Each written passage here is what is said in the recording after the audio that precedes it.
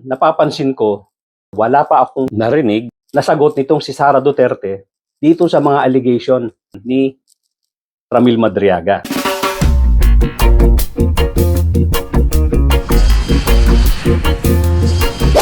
Doon po sa mga bago lang dito sa aking channel, kindly subscribe, kindly hit the notification bell, pati na yung like button, at pakishare na rin po para lumaki ang ating community. At tuloy-tuloy na po tayo sa ating topic for today. Ang dami na pong nag-interview dito sa lawyer ni Ramil Madriaga. At napakaraming bagong information ang lumalabas. Itong napakinggan kong interview sa kanya, yung host ng programa nagpadala pa ng mga questionnaire na willingly sinagot nitong si Ramil Madriaga. At sinasabi nga ni Attorney Palad, pati siya nagulat. Dahil doon sa mga information na binigay niya, may mga bago na namang lumalabas. Ibig sabihin, talagang punong-puno ng information itong si Ramil Madriaga tungkol dito kay Sara Duterte. Tungkol sa pamilya Duterte. Kaya hindi maidi-deny na talagang itong si Ramil Madriaga ay nagtrabaho ng matagal dito sa mga Dutertes. At sana magtuloy-tuloy ito at we hope and pray na wag itong mabayaran at wag itong magalaw ng kampo ni Sara Duterte. Dahil napaka-valuable po ang mga information na hawak nito.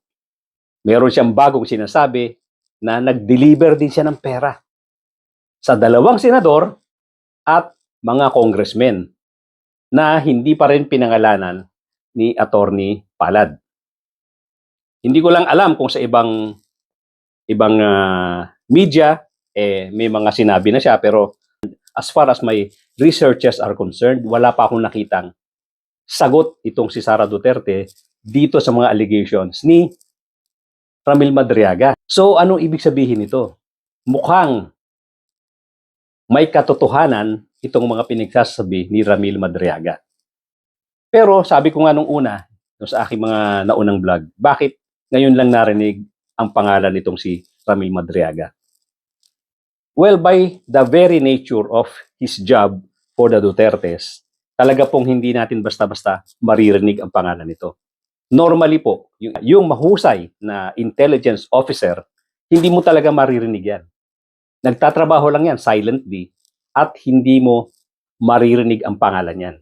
Hindi yan dapat visible sa media at sa ibang tao at hindi dapat nalalaman na meron kang intelligence officer na tinatrabaho or nagtatrabaho para sa'yo. Especially so, kung ang mga pinatatrabaho mo dyan ay mga importanteng bagay na magsusulong doon sa mga plano mo. Dahil ang intelligence officer po ay magiging prone to attack ng kabilang side or ng mga kalaban kung ang pangalan mo ay nakadisplay or kung ang personality mo ay alam. Hindi dapat lumalabas ang pagkatao mo, hindi lumalabas ang pangalan mo kung ikaw ay isang mahusay na intelligence officer. So yun po ang explanation bakit ngayon lang lumitaw ang pangalang Ramil Madriaga. So ngayon, ang importante po rito, yung sinasabi ni Attorney Palad na ma-retrieve yung mga cellphone niya. I think he has 3 cellphones na nasa korte. Na-confiscate po ng korte yan dahil nga siya ay ikinulong on charges of kidnapping. Ngayon, kung yung cellphones niya na yan ay makukuha ng kanyang mga lawyers, naaandyan daw po lahat. Yung mga pinagsasasabi niya na yung mga allegations niya, naaandyan po yung patunay sa mga cellphone niya. Kaya sana, mag-grant ng korte yung pagkuha or pag-retrieve sa mga cellphone niya nang sa ganon, mapatunayan natin kung lahat ng mga sinasabi niya ay pawang katotohanan. At kagabi ko nga lang na-receive yung kanya mga sagot doon sa printed questionnaires mo na hindi ko naman in-edit na. Nabasa mo rin Yes. naman yung mga kasagutan niya. Ay, anong masasabi mo, Attorney Raymond? Sabi mo may mga bago rin, di ba? Mabasa ko yung kagabi, maraming mga kwento doon. And bago ko nga ipin-forward sa iyo, di ba? So nireview ko mabuti. So may mga panibagong aligasyon doon na ngayon ko lang narinig doon sa mga tanong mo na malalim, no? Unedited yung questionnaires mo, and sinagutan naman niya lahat ng tanong mo. Sir, kasi parang meron ding dagdag doon, kumbaga na-establish niya rin sa mga sagot niya sa atin kung gaano siya kalapit, no, sa dating Pangulo at kay Vice President Sara Duterte bago pa man siya tumakbong bilang Vice Presidente, no? At yun nga, ano na palang nangyari doon sa sinasabi mong cellphone? Humingi na ba tayo ng request sa Korte Suprema? Kasi sinasabi niya kasi lahat ng pruweba ko, lahat nung sinasabi ko ay nandoon sa tatlong cellphone na yon. Ipapakita ng rawan, as of text messages, lahat. Yeah. As of now, hindi pa ako nag-enter ng appearance sa counsel niya doon sa kidnapping case. Siguro, the next few days, mag-enter na ako ng appearance and will file the necessary motion para ma-request for forensic examination yung kanyang mobile phone. So, on the other side naman, sumulat kami sa ombudsman na investigahan din yung bagay na yun. Pwede rin nilang i-request yun sa yung ombudsman through the assistance ng NBI para ma-forensic examination yung tatlong mobile phone niya na nasa ng korte as we speak. Nagsilbi raw kasing diary itong mga cellphone niya. Nilagyan niya ng yung mga detalyadong assignment, lahat ng mga missions, no, na pinagawa sa kanya mula 2018 hanggang 2023. At ang payo pa ng nakatatandang Duterte ay ilipat sa cellphone na yan na binigay ko sa iyo para hindi rin malaman daw ng asawa ni Madriaga yung kanya mga aktibidad. Pagkatapos, sir, ang sinasabi din kasi niya ay pinagtitiwalaan siya ng dating Pangulo. Siya kumbaga ay naging instrumental sa mga secret operations sa Luzon at Visayas. Na-detalye ba sa iyo ito ni Madriaga, sir? Actually, yung sagot niya doon sa mga questionnaires mo, kagabi ko lang nakita yung mga kwento ng ganun eh. Sabi ko nga sa iyo, nung na-prepare na yung affidavit, partial pa lang yun. And yung sagot niya sa 22 katanungan mo, maraming bago doon na talagang ngayon ko lang narinig doon sa answers niya doon sa questionnaires mo. Talagang direct to the point yung tanong mo. Sinagot naman niya na diretso yung mga question mo. Nabigla din kami doon sa laman, actually, kagabi. At yun nga, yung pagpondo sa Oplan Double Barrel, although kasi yung sinabi niya, sobra-sobrang paggawa ng pera para sa Oplan Double Barrel na siya raw ang naghahatid. Sabi niya nga doon, sa sagot niya sa mga katanungan mo, involved din siya sa deliveries ng pera para doon sa Oplan Barrel. And meron siyang binanggit doon sa sagot sa tanong mo, yung tungkol sa mga Chinese personnel na nakita niya naka-uniforme ng military. Yan, medyo mabigat na akusasyon yun, na nakakita pa raw siya ng basta humigit kumulang 100 doon sa lote na pinakuran daw.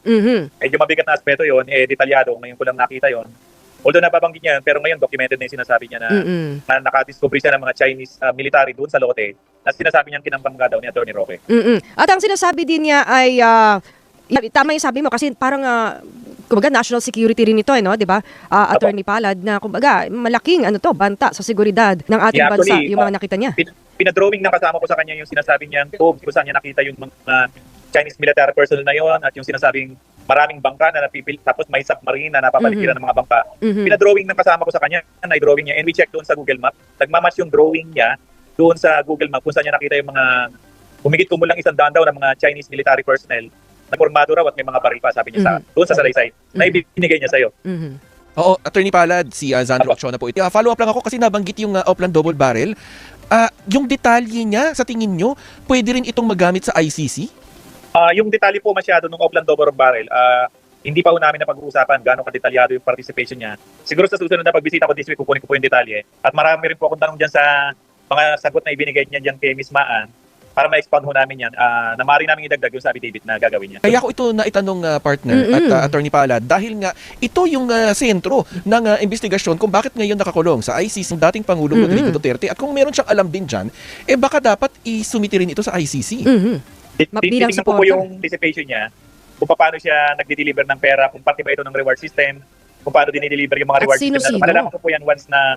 Attorney, may sinabi siyang hinatiran niya ng pera ay Attorney Palad, 2 senador at 4 na kongresista. Kagabi ko lang naalaman yung information na yan. At kung tatanungin mo ko sa mga pangalan na yan, hindi ko rin alam kasi sabi ko nga sa'yo, na-receive ko yan around 9 PM na ng gabi, pinoward ko sa'yo. Sa isa sa mga sagot niyo sa akin, inihahanda ko na yung aking pangalawang salaysay na ibibigay niya raw sa'yo, Attorney Palad. Baka ito na yung mag-support din doon sa mga nauna niya. Kaya nakulong din naman si Romil Madriaga ay sa kasong kidnapping, no, na isinampa sa kanya, no, ng kampo ni dating presidential spokesperson Harry Roque dahil tulong nga itong si Romil Madriaga. Tama ba, Attorney Palad, sa mga umano'y naagawan ng lupa ng mga magsasaka? Can you expound this, Attorney Palad? Yes, every time mag-uusap kami, yun daw ang simula ng problema niya. Nung time na tulungan niya yung 5 grupo na magsasaka na mag-file ng kasong falsification, anti-graft, perjury doon sa grupo ni Attorney Harry Roque, ang asawa niya, at mga official ng iba't ibang kumpanya na sila nag-land grab ng kanilang properties. Mabigyan namin yung mga pangalan ng senador at congressman na sinasabi niya tumanggap din ng pera na galing sa Pogo. Alamin ko yan the moment na bumisita po anytime this week. Dito kinukumpirma ni Caramel na 2 beses siyang binisita ni VP Sara. Yung isa ho, late night na ng gabi. At yung ibang bisita naman po ay yung mga staff niya na nagpunta doon sa BJMP. Positive po ito. We have other sources ho na nag-confirm na talagang binibisita ni Caramel, ni VP Sara si Caramel. Yung Yan na po ang magtatapos, magdidiin dito kay Sara Duterte. Na alam naman natin na hindi po nawawala yung kanyang pangarap na maging presidente ng Pilipinas. Meron po akong isang susunod na episode, gagawin nating Christmas special, i-analyze po natin. Ano po ba yung katangian ng mga tao na pwedeng maging presidente? Ano po yung qualifications ng presidente at ano yung kanyang traits or ugali para maging isa kang mahusay na presidente. At ibabangga po natin yan sa pagkatao, sa personality ni Sara Duterte. Meron po tayo isang episode na ganyan. Christmas, ano po natin yan? Christmas presentation para sa mamamayang Pilipino.